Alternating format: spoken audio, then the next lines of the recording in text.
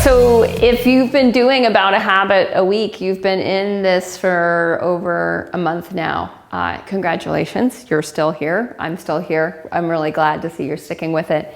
And that your book club is sticking with it. It's a powerful experience to be with other people. And in many of it, we'll show up in a group in a certain way. Some of us may be like trying to be at the head of the class, and others of us might be the rebel. I was usually the rebel who's also trying to be at the head of the class.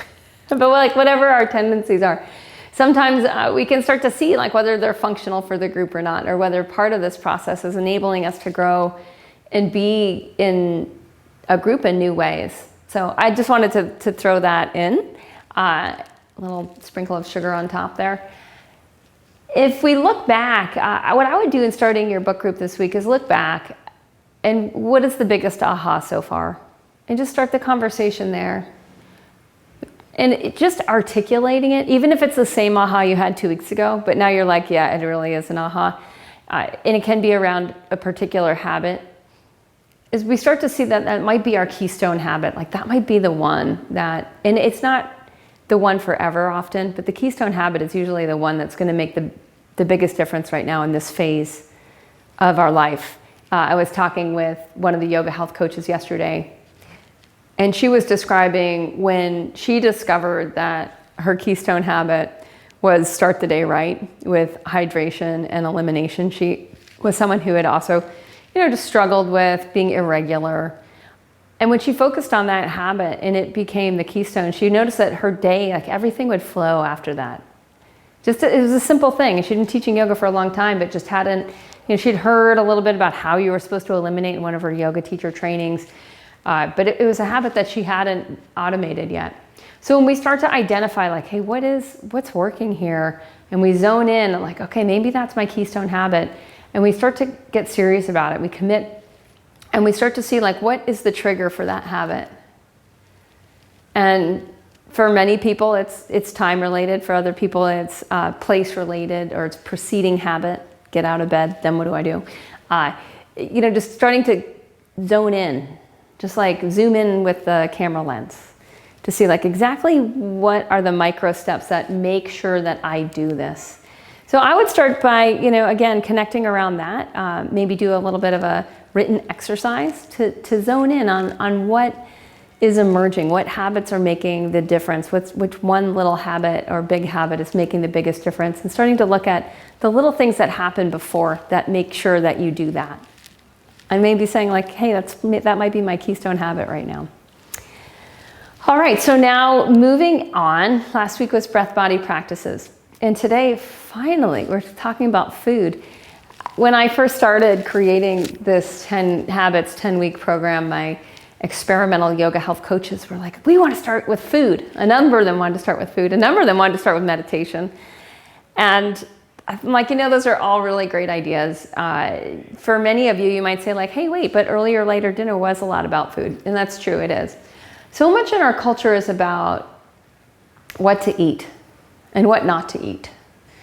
And I find that we have a lot of education around that already. We have some usually well-defined thoughts and beliefs around that, which are fine. I mean, they've often come as hard-won education. And so we're usually starting from a place of knowing a lot about what to eat. What we find from the Ayurvedic perspective is that not enough emphasis is placed on how we eat, right? Like, are we eating on the run?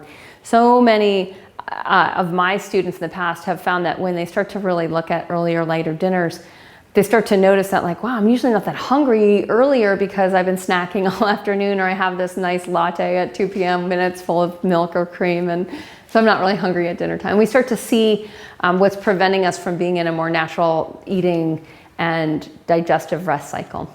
So now finally, at long last, we're turning our attention to what we're putting in our mouth. And I just invite you to use the worksheets on this, and particularly the species tracking worksheet. I find really insightful.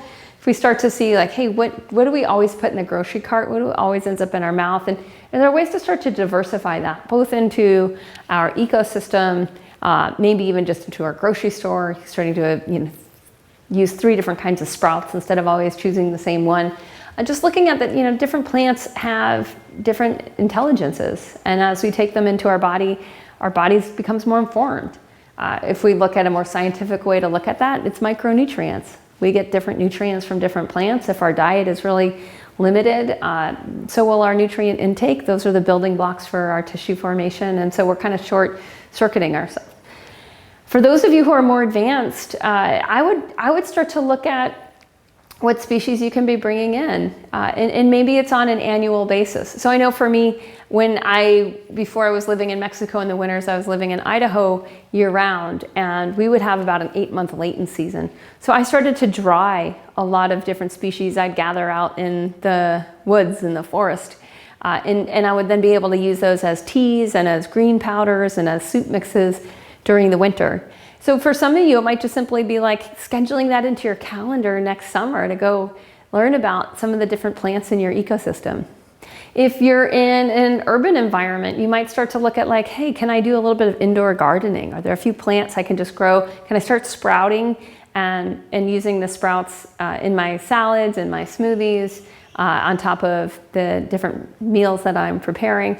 It's starting to just kind of wake up your relationship with plants themselves. So I hope it's a starting point with really looking at a plant-based diet, that we start to actually connect with plants themselves, and less as just a vehicle to nurture us and more as a cohabitory relationship between us and our planet.